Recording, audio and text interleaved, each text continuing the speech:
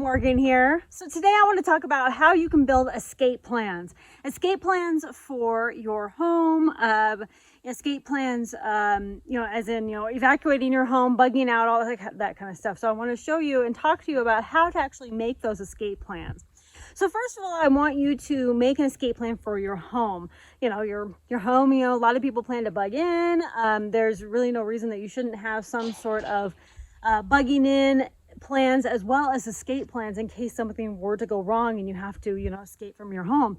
An intruder in your home, a fire in your home, a variety of other factors that could happen in which you need to make a quick escape. So the first thing that I want you to do is I want you to take your family, okay, everybody involved in the household, and I want you to walk around with a notepad and paper, and I want the whole family to observe the doors, the windows, any type of exit, okay, that could be made, as well as any strategic, walking around the house. Like, let's say, an intruder were to come in the front door. How are you guys going to react, if your kids are across the hall and then you're here, what's going to be the course of action? Are you going to go over to your kids' room and your kids, going to stay there? What's that course of action going to be? I mean, that is technically an escape plan. Even if you're escaping from one room to the other room, you're technically escaping wherever you happen to be, right? Actually write down, all the exits throughout the house. You could even get a map of your house, draw an actual map of your house and then say, okay, well, here's the front door, here's, the garage door, here's all the windows that have, access points that could technically be in or out, right? These are all the points of entries and exits that are possible, okay? So make that map for your home.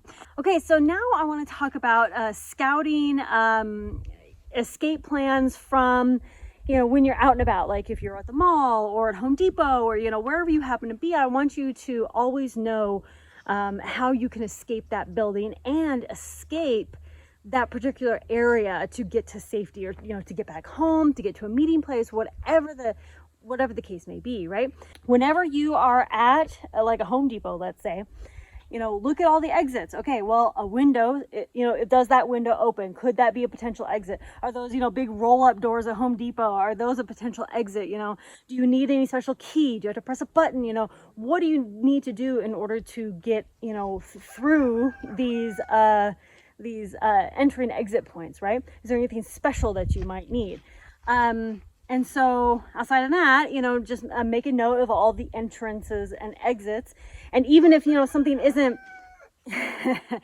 my rooster at the end of the day crow, even if it's not necessarily marked as an official exit, it can still be a point of exit, especially in emergency or disaster. Every point that can lead out is an exit. Okay. Like if you're in a grocery store and the, where like the warehouse is in the back, that isn't a potential exit. Okay. As long as you know how to actually exit through, those warehouse doors and things like that. And then every time you're leaving that building, I want you to run different routes. Okay, go different routes, do it at different times of the day, and see how crowded and congested it gets.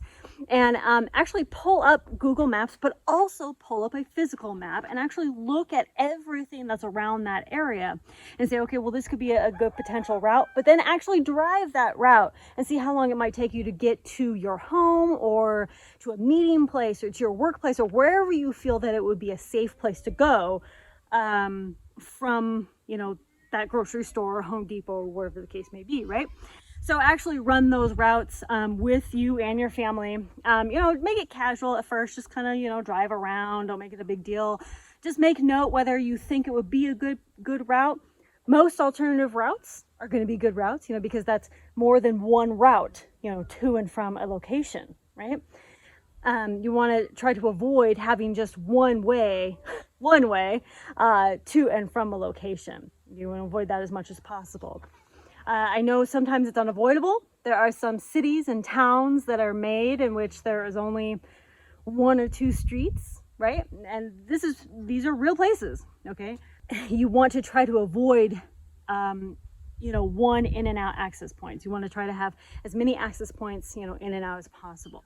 And one other thing that I want you to designate with your home escape plan, as well as your exterior escape plan, you know, you're escaping from the grocery store or whatever, I want you to have meeting points. So like if you and your family ever get, you know, or ever in like separate ends of the store or something, you would say, okay, if anything were to happen, you know, we're going to meet, you may not be able to meet back at the car. So, you know, because the car could always be in a different place and most likely will be, right?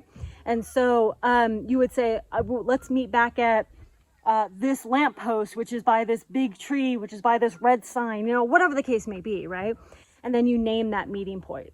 And that's going to be the same thing that you're going to do for outside, at your home meeting place outside. Okay, so like you're all just going to escape, you know, unless you have like small kids or something like that that need help, or, you know, elderly or disabled, or anybody in the house that needs help. You would generally have a meeting point outside your home. Okay, the big tree across the street, right? Somewhere that would generally be pretty safe away from the home, you know, so that it wouldn't be putting anybody in danger. You could also have like a hidden meeting place that's maybe not so like out in the open. You know, you exit the home, and then, you know, you might go, you know, wherever it might be that might be hidden, you know, or, you know, not just so in plain sight, you know, the tree across the street, right?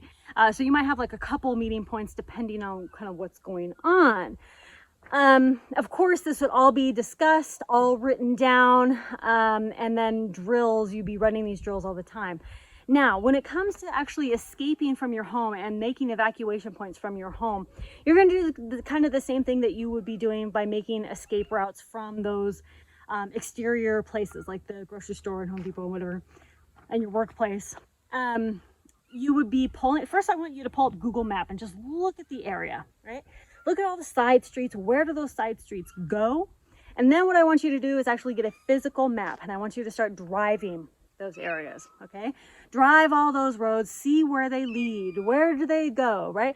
And I want you to actually start marking good locations or good streets and things that can actually be used in those escaping, you know, routes and things like that as escape routes.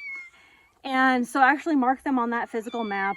And then what I want you to do is, once you're done driving those routes and you've marked them and whatever, I want you to then go ride your bicycle on them. And then I want you to go walk them, okay?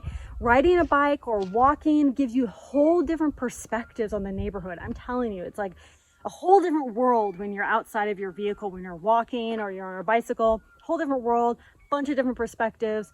You maybe get to, you know, say hi to the people that live there, you know, just to, you know, whatever, be friendly, I don't know. You might be able to see resources that you couldn't see in a car, like if there's any, you know, wild edible resources or anything like that. You may be able to see that when you're biking or walking that you couldn't see in a car, right? All right, so after all of this, I want you guys to be running drills consistently. Run those escape route drills in your home, be it for fire or any other natural disaster, intruder, whatever the case may be. Run those drills on a regular basis, okay? And try to make them fun, get everybody engaged, you know, give everybody a job, you know, give them something to do, make everybody feel like a part of whatever's going on. You're not just like the drill instructor being like, you do this and you do that. Get everybody involved, because otherwise they're just really not going to like much care about this, especially if you have a family that doesn't really care about preparedness, right?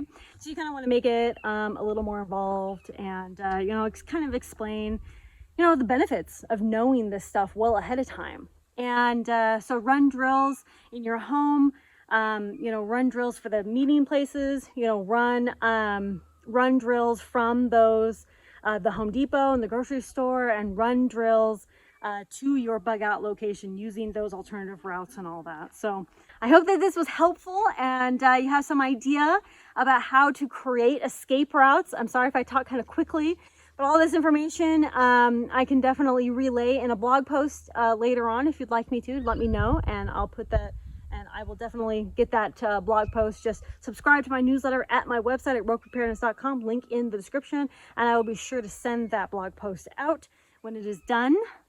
If there's, you know, if you'd like a blog post like that, that really lays everything out in very specific detail. I hope that you do take escape routes seriously, because when you have escape routes planned and you have those evacuation, the bug out plans, you have all these things planned, and you're doing the drills consistently, maybe once a month or maybe once every couple months, something like that. Put a reminder in your calendar to actually do those drills and when you're going to do them, and try to do them, you know, as often as you can, you know, as time and resources and everything allow. By having these plans and running these drills, we already have some sort of foundation laid about, you know, how this is going to work. And, you know, we're not scrambling to figure out, well, where do I meet everybody if I get separated? Well, what do I do if this happens? What do I do if this happens? You have that foundation. And of course, if anything were to change or, you know, shift tracks or whatever, it's okay, because you have that foundation of a plan and you can adapt from that foundation. Thank you all so much for watching Conquer Tomorrow by Preparing Today. I'll talk to you later. Bye.